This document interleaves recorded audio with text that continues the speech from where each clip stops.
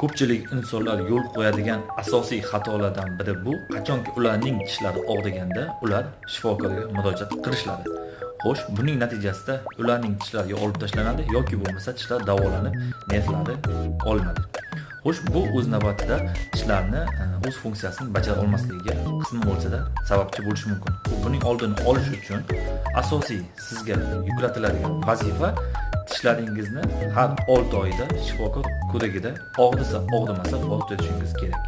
Ikkinchisi, tishlarni nafaqat tish cho'tkasi bilan tozalash, balki qo'shimcha ravishda tish iplari bilan tozalash ham juda ham samarali foyda beradi. Buning sababi tish cho'tkalari faqat tishning yuza qismidagi ovqat qoldiqlarini olib tashlashga yordam bersa, tish iplari esa tishlarning orasidagi ovqat qoldiqlarini olib tashlab tishlaringizni sog'lom bo'lishiga juda ham katta yordam beradi.